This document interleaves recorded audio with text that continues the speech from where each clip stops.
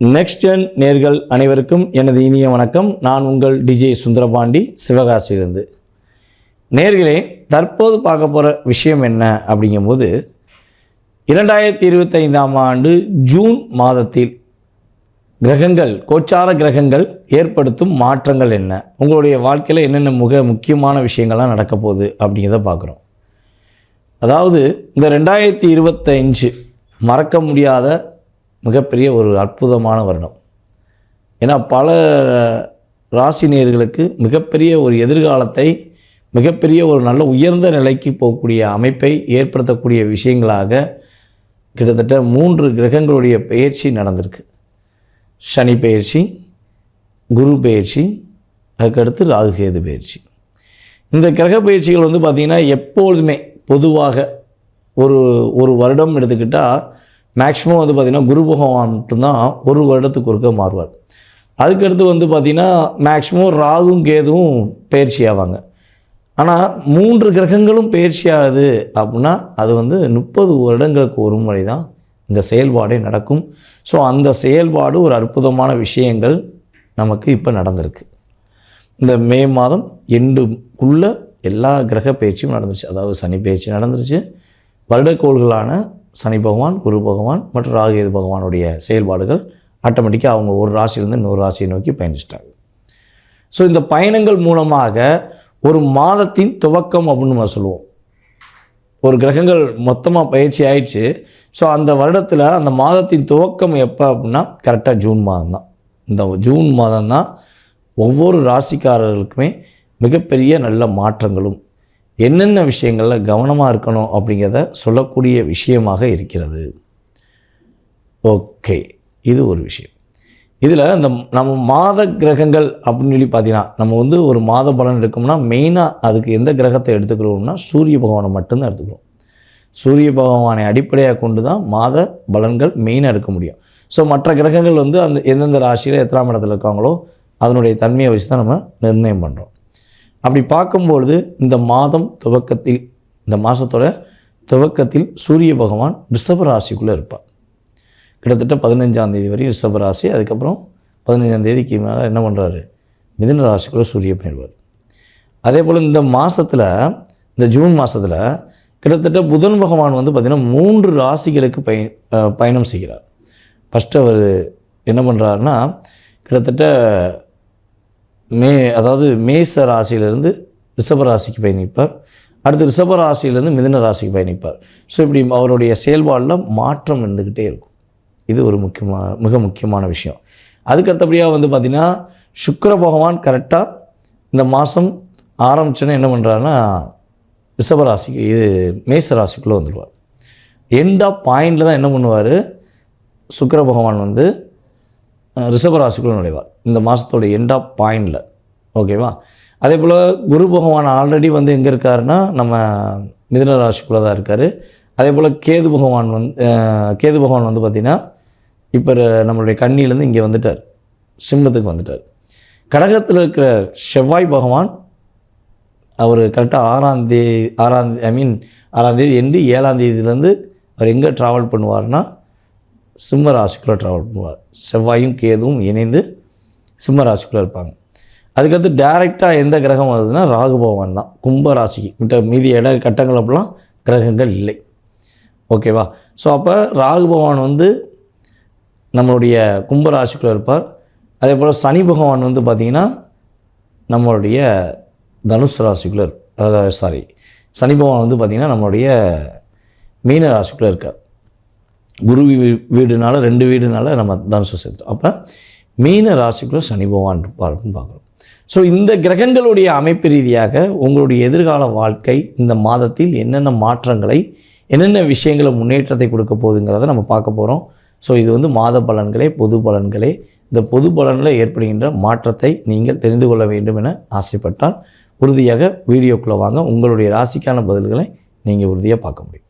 எதையும் நினைத்தவுடன், நினைத்த விஷயத்தை முடிக்கவில்லை என்றால் தூக்கமே இல்லை என்ற எண்ணத்துடன் கடந்த ஒரு 2.5 வருட காலமாக பல விஷயங்களில் போராட்டம், பல விஷயங்களில் தடுமாற்றம்,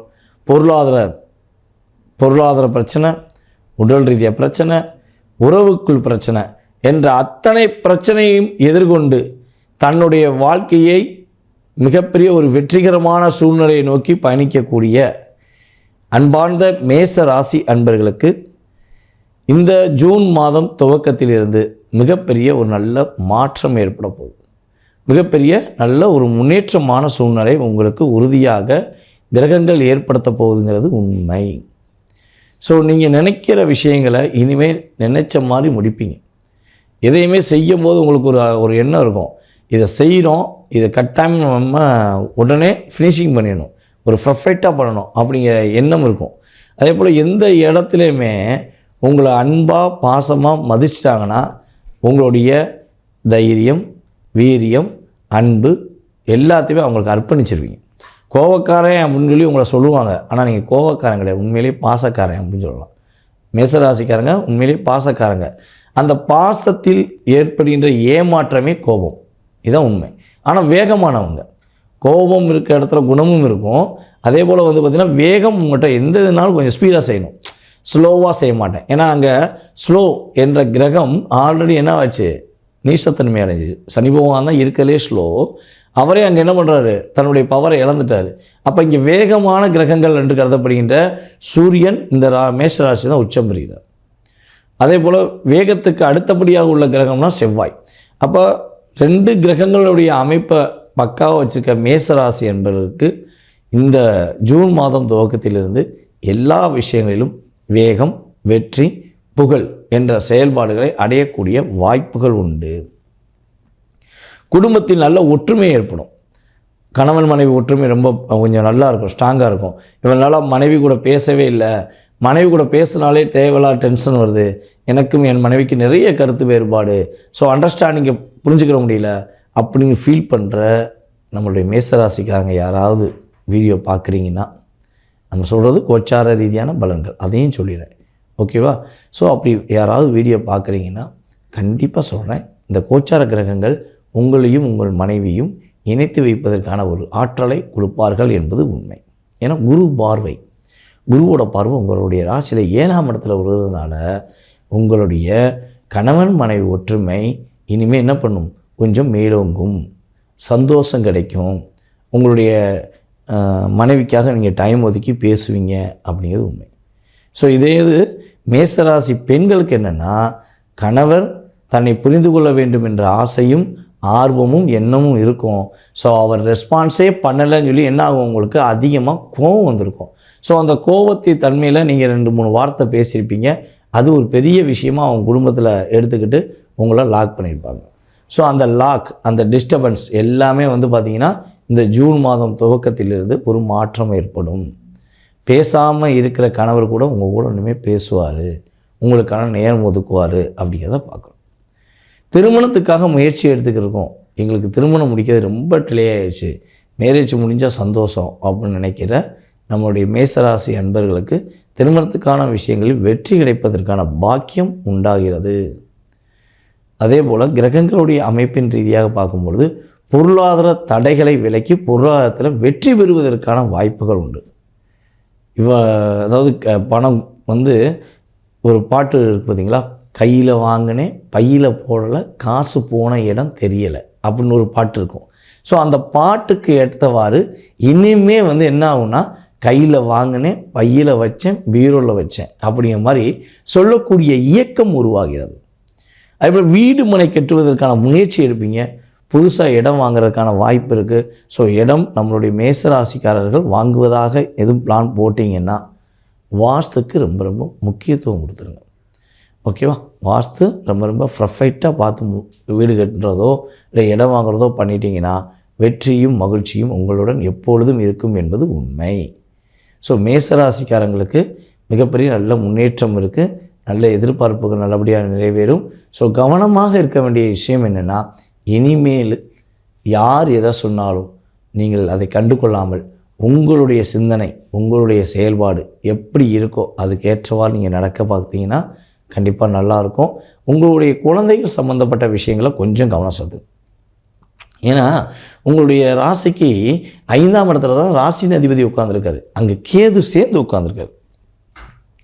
ஓகே. அப்போ அந்த கிட்டத்தட்ட அந்த 7ஆம் தேதிக்கு அப்புறம் என்ன ஆகும்னா, உங்கள் குழந்தைகள் மேலே ரொம்ப அக்கறை செலுத்தணும். குழந்தைங்க ஏதாவது சின்ன சின்ன தவறுகளோ, சின்ன சின்ன சேட்டைகளோ பண்ணுறாங்க அப்படின்னா, அவங்கள புரிய வைங்க. அவங்களுக்கு ஈக்குவலாக இறங்கி போய் அன்பாக பேசுங்க. ஏன்னா அவங்க கோவமாக பேசினா, நீங்கள் அன்பாக பேசுனீங்கன்னா ஒரு மாற்றம் ஏற்படும். நீங்களும் அவங்களுக்கு ஈக்குவலாக கோவமாக பேசிட்டிங்கன்னா நிறைய ஒரு மன அழுத்தம் ஏற்படும். உங்கள் குழந்தைகள் தேவையில்லாத ஒரு அன்பை எதிர்பார்க்க வேண்டிய சூழ்நிலை வந்துருங்கிறதுனால, ஸோ நீங்கள் அக்கறை காட்டுங்க. கரெக்டான விஷயங்களை கரெக்டாக நிதானமாக செஞ்சீங்கன்னா, இந்த கிரகங்கள் உங்களுக்கு மிகப்பெரிய சாதகமான சூழ்நிலையும், மிகப்பெரிய ஒரு வெற்றிகரமான சூழ்நிலையும் உறுதியாக கொடுக்கும் என்பது உண்மை.